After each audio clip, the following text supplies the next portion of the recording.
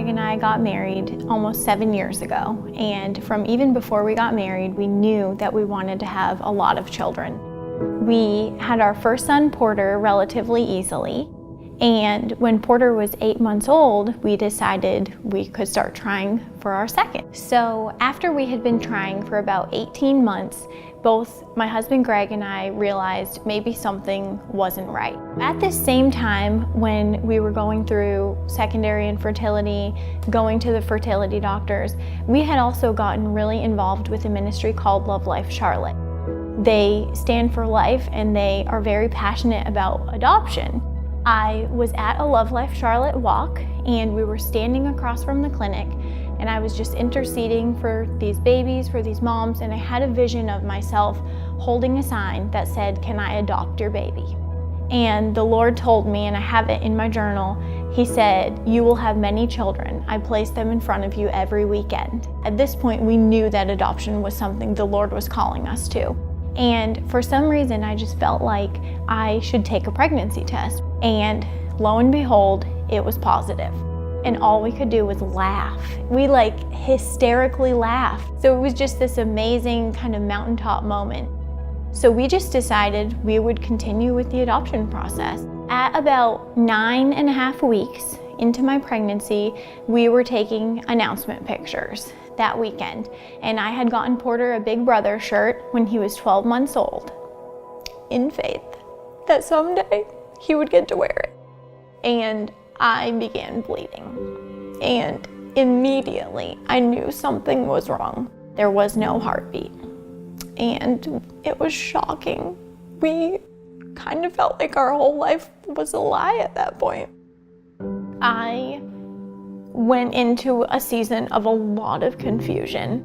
We knew that we were still going to pursue adoption, but we just never pictured it happening the way that it did.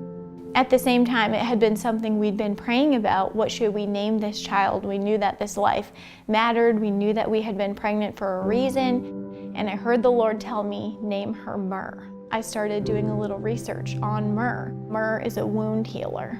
Even though it seemed like she was totally lost and all hope was gone, the Lord was still going to use her to heal my wounds and to heal the wounds of many people. A few months went by, and in the spring, I found out I was pregnant again. And just a short week later, the week of Mother's Day, I ended up having another miscarriage.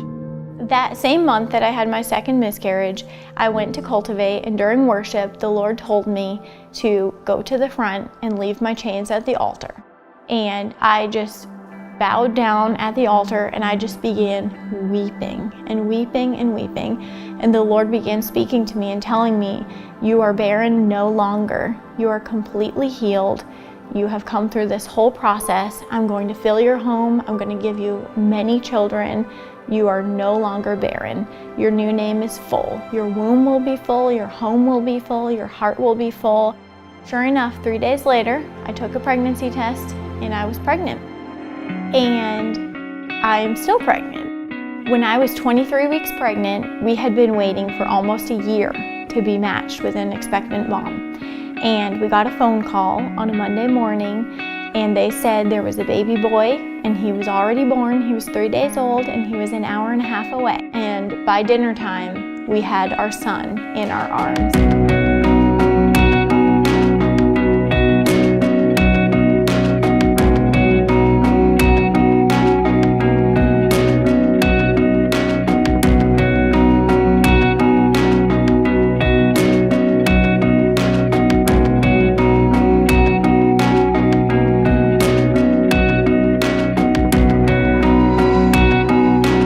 One thing that the Lord spoke to me all throughout the last year or so was, your double portion is coming. Your double portion is coming.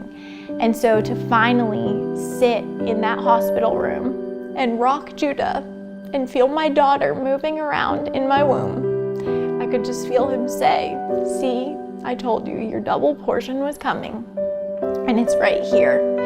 And all of the struggle just made sense, and his faithfulness was just so beautiful.